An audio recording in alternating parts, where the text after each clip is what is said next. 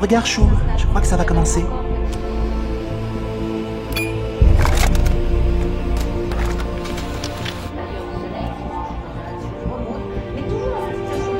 Five. 4. 3. 2.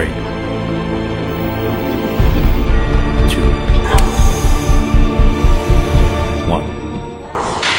Bon, ça t'embête pas si on fait ça dans la salle de bain?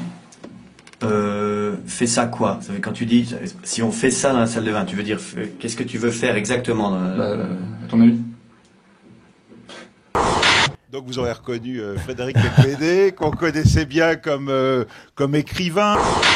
Bon alors dis-moi, dans ton livre, un roman français, tu retournes sur ton enfance, oui, tes origines, tes sources, et puis là, amnésie totale. Alors est-ce que c'est une omission volontaire, mensonge par omission, t'as la mémoire qui flanche, qu'est-ce qui se passe?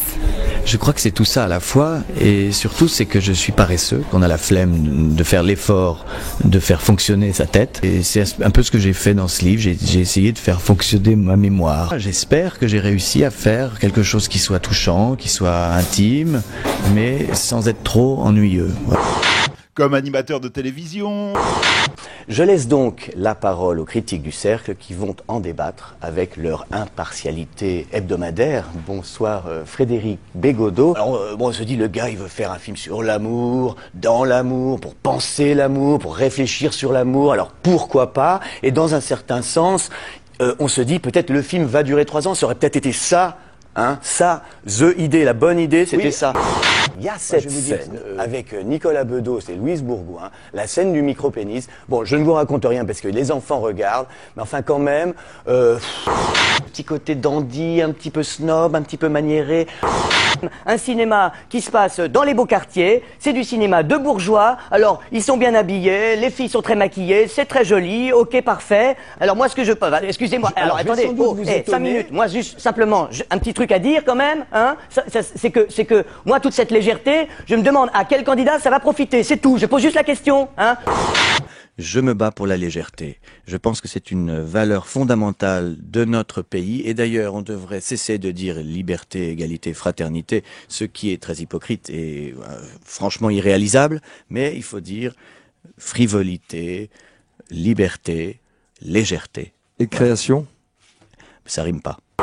Comme critique littéraire, comme chroniqueur mondain, comme DJ...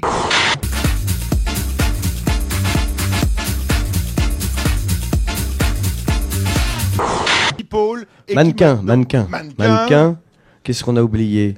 Non, c'est tout.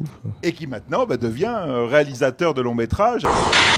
Un goût de goyave ou de papaye, je confonds toujours les deux. Alors, j'ai lu votre manuscrit. L'amour dure 3 ans, j'adore le titre, il est bien con. Ça fait 3 ans que nous sommes tous les deux. Ça c'est un peu long à expliquer, mais je vais pas parler du livre à ma petite amie. Quelle ringardise, cette espèce de pessimisme beau. Mais qu'est-ce qu'on s'en fout de ta vie? Le gros problème souvent, c'est que j'avais peur d'ennuyer. Alors comment on fait nous, hein? Avec quoi on paye tout ça? Et nos cadres, hein? Comment on les paye nos cadres? Tiens, notre PDG par exemple, avec son salaire qui avoisine grosso modo le PIB du Burkina Faso. Hein? Avec quoi on le paye? Où est-ce qu'on le trouve le pognon? Et nos actionnaires? Les investisseurs? Comment on fait? Je crois que ça sert à rien. En fait, aujourd'hui, je crois que pour un écrivain d'aller vendre son livre à la télévision, c'est parfaitement inutile. Et dans mon cas, c'est même agaçant. Donc, je préfère pas. C'est risqué quand même de baser toute ta promo sur un Tomcast. Eh ben, j'ai peut-être tort, mais je pense que le but d'un écrivain n'est pas de se vendre. Et que même l'expression en promo est assez ignoble. Et moi, je trouve que je suis pas en promo. Putain, mais c'est dégueulasse! Alors maintenant... on éteint sa petite télé, on prend son petit porte-monnaie et on va filer ça dans son supermarché pour écouler les stocks. Il y en a 12 000 tonnes avec thé. C'est l'année de mes 40 ans. C'est l'année de mes 40 ans que je suis devenu complètement fou. Auparavant, comme tout le monde, je faisais semblant d'être normal. Ça, c'est le début du roman. Après, un autre extrait, en résumé, j'ai 40 ans, je ne sais pas qui je suis et je ne suis plus qui j'étais. Donc ça, c'est la formule typiquement becbédérienne, on va dire. Bah écoutez, donc, merci beaucoup Frédéric, merci à tous. La semaine prochaine, nous parlerons des films de la semaine prochaine. D'ici là, n'oubliez pas, L'amour dure 3 ans sortira le 18 janvier 2012 et en toute objectivité, c'est vraiment mon meilleur film. Bonsoir à tous.